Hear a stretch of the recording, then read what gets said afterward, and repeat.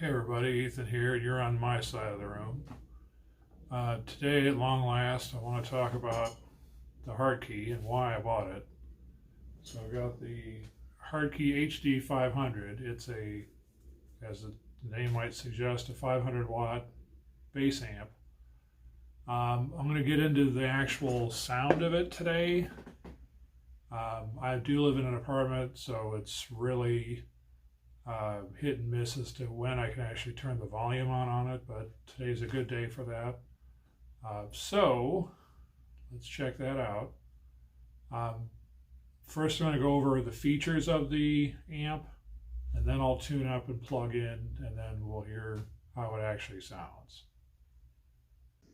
Alright, so here's the amp. You see I got it up on a little stool. The reason being is because this is a really resonant amp, and everybody and their mother was saying in forums and stuff that you really don't want it just sitting on the floor, and they recommended putting it up on something. So that's the something. So let's take a look at the actual top of the amp here. I'm going to pull this out for a sec just to show you. It's got built-in direct out, so you don't need a separate direct box for it if you're going direct. So it's a nice feature to have. So I always keep it plugged in, and I'm typically going to my little mixer. There's not much to talk about on the back of this, so I'll just kind of quickly show it. At best, there might be a circuit breaker reset, but otherwise it's just the power switch, the cord, and the fan, and that's it. So there's no extension cabinet, but honestly, I've just never felt like why you even need that for this anyway. Phone's out for quiet. There's a effects send and return that I've never used. I haven't used effects with this yet, really. I tend to do it with my mixer if I ever do, but ever since I got this amp, I just really haven't felt the need to mess around with the pedals for that yet. But that doesn't mean I won't ever do it. Just haven't done it yet. All right, volume right now is off. You got the single input. This is what's called the shape knob, and it's kind of like a mid-range sweep. Now, I might be blowing it as far as like what the actual frequencies are, but that's effectively what's going on with this. Is when you hear it in action, it gets very mid-rangey, but there already is a mid here as well. So I tend to keep my bass mid treble flat like this. Occasionally I'll do this just to give a little more air to it. It's kind of a video unto itself as to all that, but that's what's going on here. Now the last thing to talk about is the aux in. It exists. I don't recommend using it with this amp. The reason being is that the owner's manual won't tell you this. So what I'm going to explain to you here is, let's just look at this drum machine, even though it's turned off right now. Here's the volume knob. If you had it turned up like this, and this is what you're playing this like through, say, your mixer or something else, and it's just fine, like you've got good volume control over that, and like you need it turned up for whatever reason, you plug that into this, and this is going to like explode. It doesn't matter what this is set for. The volume knob has no effect. So turned up on this means turned way up on this, and it's a 500 watt amp, so do the math. So what I recommend is, if you're going to aux in with anything, let's just say this is just our volume knob of whatever you're auxing, whether it's this drum machine or anything else. Start at 0 and slowly work your way up. Because it doesn't take much for this to start hitting peak volume. And again, I don't recommend it, in that this is a bass amp, so play your bass through it. If you want to listen to music to play to, then listen to music to play to through any other source, but don't do it through this amp. I can't discourage you enough. But if you want to do it yourself, then fine by me. Just know that the owner's manual does not say a word about it other than aux is a thing, but that doesn't tell you the rest of the story, and I'm here to tell you the rest of the story. All right, so now I'm going to plug in. Got my wireless. So I'm going to tune up, and then let's actually listen to the amp.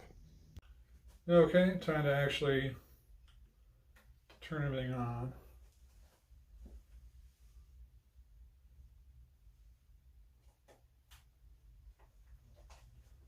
Turn the wireless on first, then the amp. And even at that right now, everything's all turned off. So I got my bass volume up. I got the tone off all the way right now on the bass.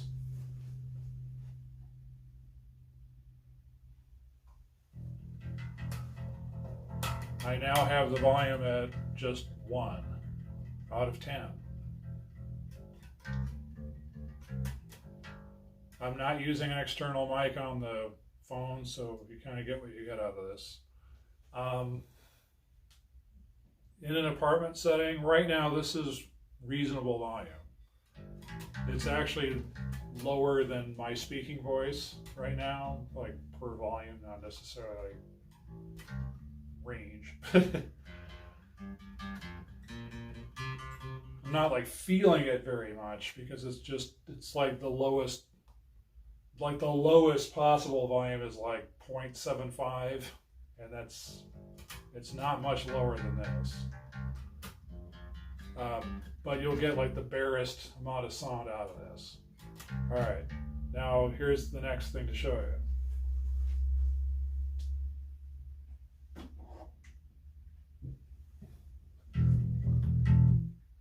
So I lied, I was actually at like 0.8, now I'm at 1. This is now louder than my speaking voice, much more resonant, and I'm feeling it like hitting me as I'm playing it right now.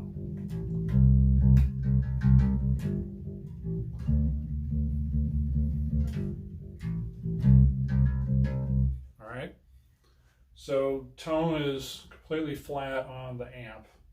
Tone's completely rolled off here. This does not have tons of range tonally anyway, but it's just flat, flat, flat.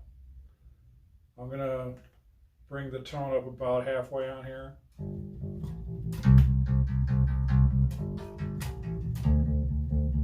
And not lots changes. You'll get more of the plucky sound of it, but it's still gonna be low and resonant because a lot has to do with how this bass is designed and set up. All right, let's go a little bit higher.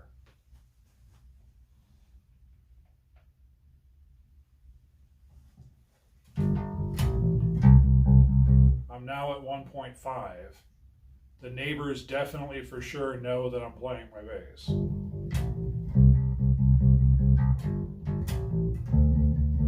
The extent to which of how many neighbors know I'm playing my bass, I don't quite know, but for sure they do. Now it's daytime, they got nothing to say about it.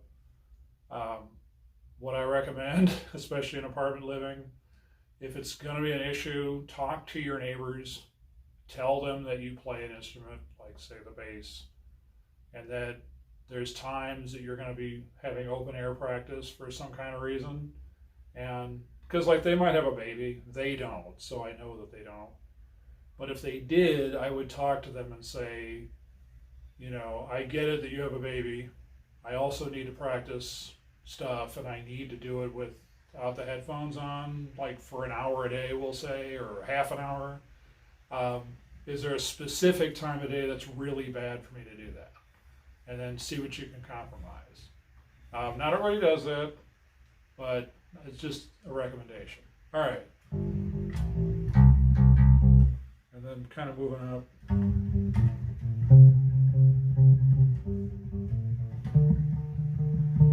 So, you know, you get some good highs out of this.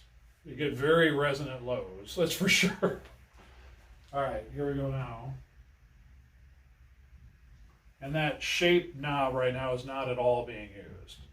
Just to set expectations here. All right, I'm now at 2. It's also raining out.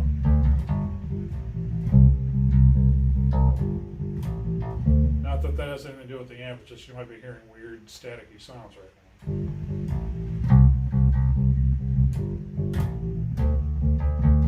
now. Alright, so 2 is the loudest I reasonably would need to be. If I needed to feel the bass hitting me in the back of the head, then it's definitely doing that at 2. I really don't need to crank it up any higher than that here. Now, other places, yes. But here's the other thing. I showed you this on the actual bass. It's got a direct out. So if you're going into a PA, like I do every Sunday, this bass really is your monitor. So, or the amp is your monitor. So it's just for you. So as long as you can hear it, I can definitely hear this and I can definitely feel it. Now, I've got a live drummer next to me with like not electronic drums. So that can be something to compete with a little bit, both on the PA and then the amp. So yes, then I'll start messing around with turning it up to like 3 or 4. At the CSL, the loudest I've ever had to go is 5. And then the loudest I've ever turned this up is 6. When I did that at CSL, I didn't record it, but as a test, I had them mute me on the PA. In fact, I don't think I deliberately didn't plug into the PA so that they couldn't remotely even have me in there at all. And I turned it up to 6 and was just kind of doing one of these, and the stage actually shook. And I always have the amp up on a stool, so it just tells you how resonant and how powerful this amp is on its own. It is a combo amp, by the way, I forgot to say that. Meaning that I don't have a separate amp head and then a cabinet. That's all inclusive. It's really nice because this is very portable for what it is. So every week I get the bass, bag it up in the gig bag. I got my little ditty bag of like my stool and my guitar stand and my sheet music. And then this I just can lift and carry, and it's all one trip to the car and one trip back. So it's really nice. So when you're having to schlep back and forth, believe me, portability is your friend. The bass is got the backpack straps if you really want. The problem is then I smack this at the top of door entrances unless I really stoop down, so I don't do that anymore. So anyway, so now let's talk about the shape knob. Now this is really hard to demo, like playing and then showing you. So you're just going to have to kind of trust me on this, like to start with camera-wise, and I'll see if I can move the camera around to show you the shape knob, and then you just won't see me playing. All right, so here's, again, just no shape knob whatsoever, and flat everything. And then this is mid-tone, all right? So now I'm going to just kind of turn the knob while I'm just going to pull a note. Shape knob. So you hear the wang to it.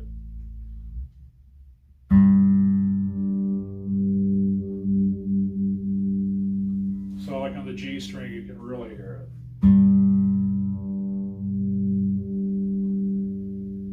So what it's good for is if you're trying to dial in a specific tone, like alternative and grunge can be good for this, that if you're trying to go just beyond like low thuddy bass sound, like what I'm producing with this generally,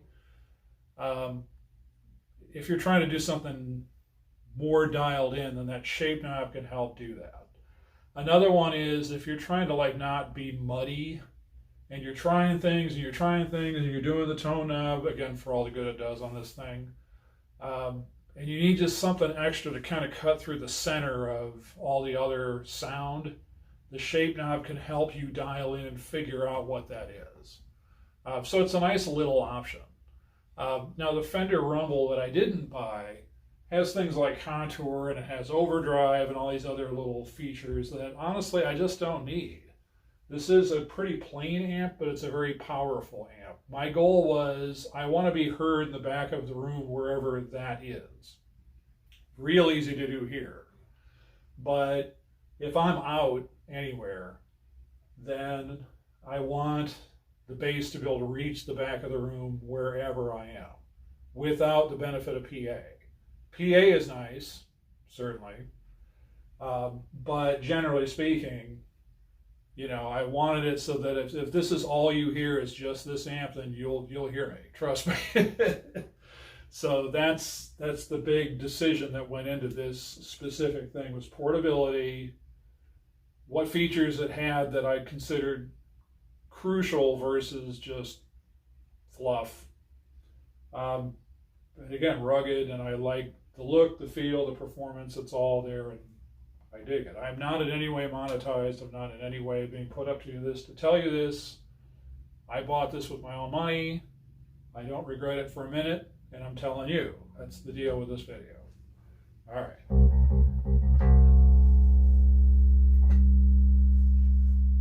What I tend to do these days is just turn the shape knob off. And like I said, right now it's just kind of flat. What I can do is bring the treble up.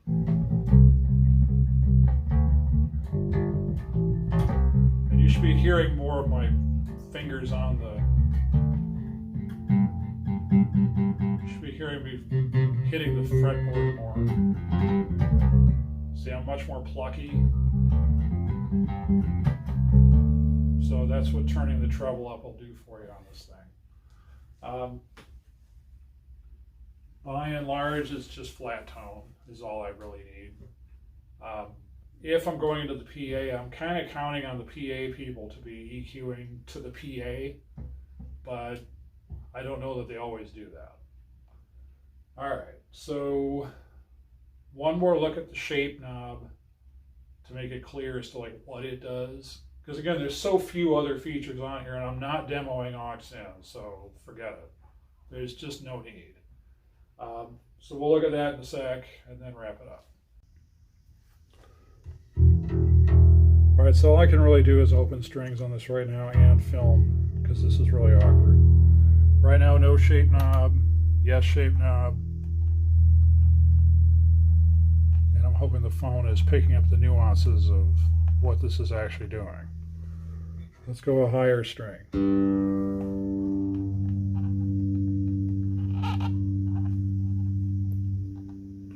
So again, it gives you some frequencies to dial in and out. Just to, like I said, for some extra of all, like it suggests shaping the tone. And then if you don't want it at all, you just, now there's no such shaping. It doesn't matter what you have it dialed into, it's not affecting anything. All right, so in conclusion, what do I think? Well, I love it. My goal was to have one amp. I have no intention of having any more bass amps but this amp unless something horrifically wrong happens to it. I love this thing to death, which could be its downfall, who knows. Yeah, I mean, you just want a single amp solution, good for practice, good for going out. This is it, you know. I understand why people want to kind of start with practice amps and work their way up.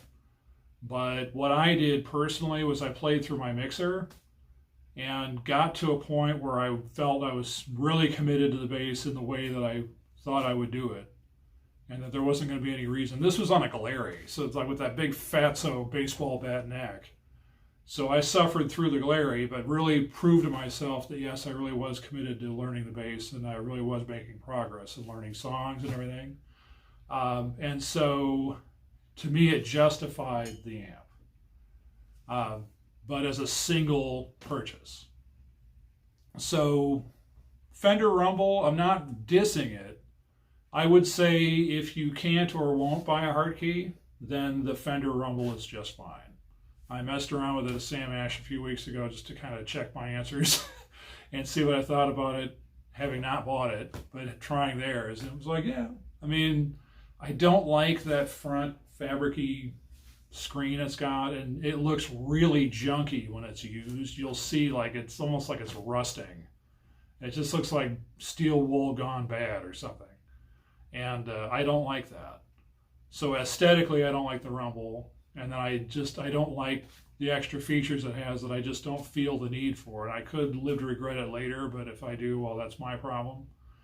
But by and large, you know, I got the amp, and then I got, if I really need things like overdrive and stuff like that, I've got pedals. So I don't need the amp to be that all-in-one solution to that extent.